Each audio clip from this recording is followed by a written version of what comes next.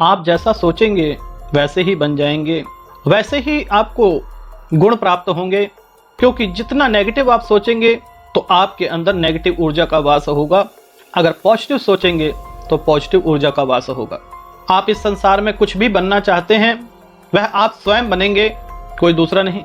कथा इस प्रकार से है, हमारे गुरुजन के पास एक भक्त आए और वह कहने लगे कि मैं इस संसार से बहुत दुखी हो चुका हूँ और मैं इस संसार को त्याग करके स्वर्ग की प्राप्ति चाहता हूँ।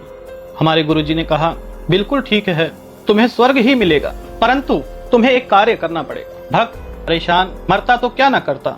उस भक्त ने कहा, जो भी आप कहेंगे मैं सब कार्य करूंगा। गुरुजी ने कहा कि यह जो सामने कुटिया है, इस कुटिया में तुम्हें 3 दिन तक भूखे प्यासे रहना है और मैं एक मंत्र दूंगा, उसी को जपना है। भक्त ने कहा, ठीक है। गुरुजी ने कहा कि इसी कुटिया में 3 दिन तक विराम करो और ना कुछ खाना है ना पीना है, बस ध्यान लगा के इस मंत्र का उच्चारण करते रहना और मन ही मन बोलना और विचार करना कि मैं एक हाथी हूँ। अब 3 दिन तक वह अपने दिमाग में डालता रहा, मैं एक हाथी हूँ, मैं एक हाथी हूँ, और सारे विचारों को उसने त्याग कर दिया। 3 दिन पश्चात वह देखता है कि मेरा आकार बड़ा हो रहा है, मेरी सूंड जम गई है, भूख उसे बहुत ज्यादा लग रही थी, एक नींद की अवस्था, 3 दिन से सोया नहीं। अब वह जो सोचता वह उसी प्रकार से बन गया। 3 दिन बाद गुरुजी आए, गुरुजी ने उसे अपने पास बिठाया और पूछा कि जो मैंने मंत्र दिया था अब कैसे वह सिद्ध हुआ। तो वह भक्त कहने लगे कि जी परमात्मा, अब मैं एक हाथी बन चुका हूँ, मुझे घास फूस खानी है और ये मेरी लंबी सी सूंड है। गुरुजी ने ध्यान से देखा, ना तो सूंड थी ना कुछ।